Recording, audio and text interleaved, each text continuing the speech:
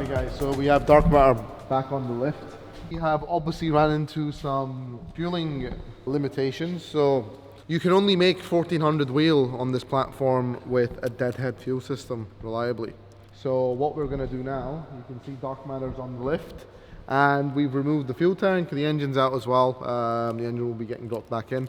But we're making a return fuel system on this. So with a return fuel system, instead of the fuel ending the end of the rail and the pump sending exactly the amount of fuel that the engine needs, the return fuel system, the excess fuel returns back to the fuel tank. I don't really like this for street cars because it overheats the fuel, but to go over 1400 wheel reliably on an alcohol, it is something that needs to be done.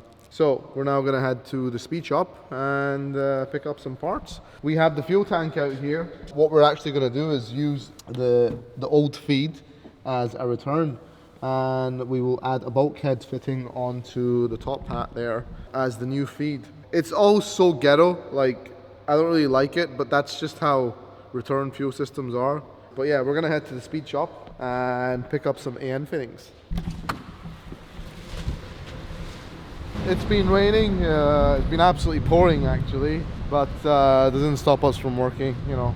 Fortunately, I'm from the UK, and it rained, well, Scotland, and it rains there like every day. There's only like a month of the year where it doesn't rain, so we've flood-proofed the facility because who knows, right? They don't really have a drainage system in Dubai, so unfortunately when it rains it pours. The entire city, or majority of the city, just goes underwater when it starts raining, man. It's quite annoying. Like, they had 20 years to put in a drainage system, but yeah.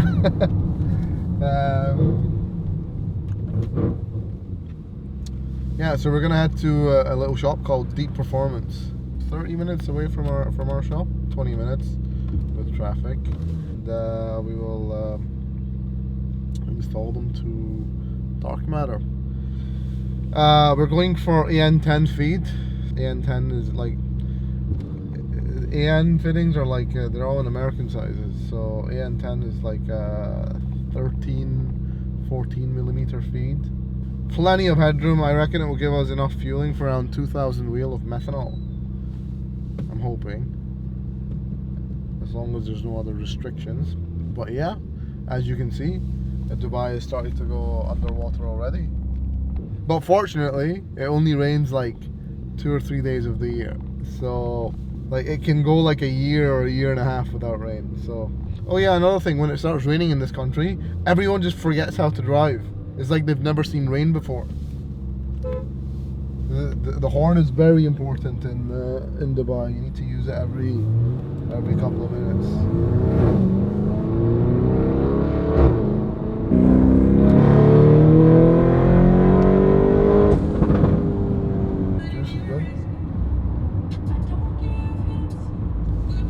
What fruit is that? Guava. Street Fighter Garage. They're street fighters. Reaching for reasons. Watching the sun.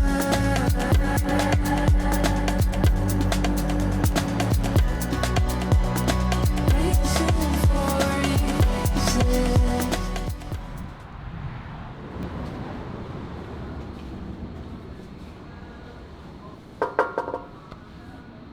Wonder if we can repurpose one of these for an ice tank. We need to ice tank the car as well, so we will be putting an ice tank into it. We're gonna do ice tank and intershow. Hello. How are you, boss? Can we film in here for our YouTube? Can we film for YouTube? It's okay? It's fine. Alright, sweet. I need some AN fittings, please. I need a AN10 180. I also need an AN10 to AN10 adapter. It's like the local version of MS109. Okay, so this is AN10 to AN10, yeah? Alright, I need AN, like AN10, you know? The best part about this fuel system is you need to design it in your head. So then I have AN10 to AN10, then I will have that, then it will go to the top. I need an AN10 bulkhead connector for the fuel cell. The 45 is on the outside or the inside of the fuel tank? 45 like this. Can you show me the 45? Just a little fitting, you know? So initially I sketched it out in AN8 and then I was like, I can't be bothered designing a fuel system and then reaching a bottleneck. So then I was like, we may as well just do it in AN8. So now I'm buying the in AN10, sorry. So now I'm buying the AN10 fitting. But yeah, it's really handy. Like if you guys are watching this from the States, you don't know you have speed shops everywhere.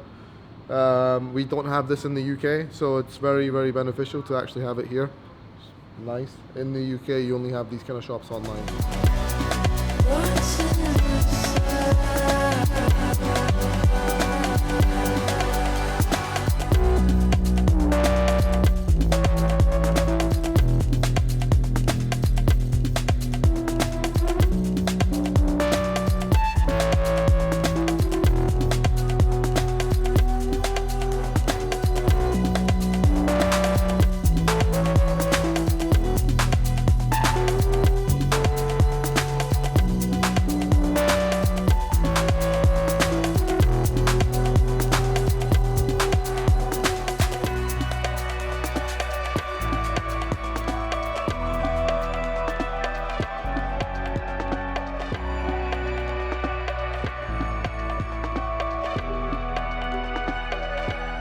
Flex fuel sensor with like a local version. You got it? Yes. Yeah, so the 45 is on the top. Okay, just give me a straight one. Straight one? Yeah, just give me a straight one. One? Yeah. One. With the nut, right? Yeah, with the nut, yeah. This one? Yeah, but straight. Okay, okay. So AN10. I don't know what these gear sets are for, but I'm assuming they're for some Japanese cars. Like the patrol culture here is really big. Look, they have intercoolers. Buy an intercooler and bolt it onto your race car. You just come pick one up, you know? A manifold as well. Cooling system tester and filler. Should we buy this? Knock analyzer.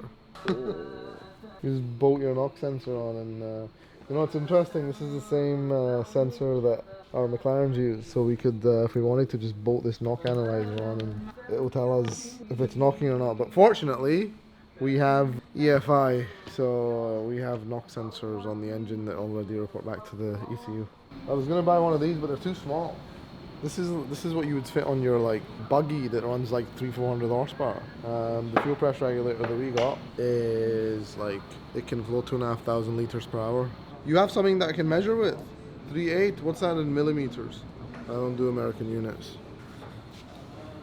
Thank you. Yeah, okay, that's good. So this will go on the... Okay, give me 1 meter of this. And I will also need this in an AN10. So AN10 quick release with the male and the female, and one of these in AN10. Just getting a bunch of extra stuff as well in case it's better to have it than not to have it. Well, why are you doing this to me, man? You don't have black ones? So yeah, guys, this is how you build a return fuel system.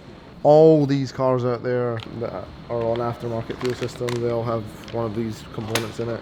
They're just universal fittings, and you just plumb everything together, and that's about it. Yeah, I'm not a fan personally, but I'm gonna do it on a race car. If you wanna go fast, then that's what you gotta do. McLaren? Sweet. Thank you very much. All right, cheers.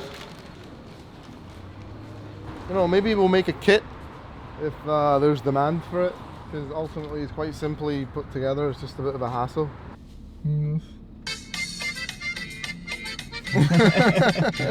10th time, you just kind of shrug your shoulders. But I don't think we've blown 10 motors. Yeah, people have blown 10 motors for us. Head back to the workshop and start assembling our fuel system. We have our Porsche as well on the lift today. The stock springs are out.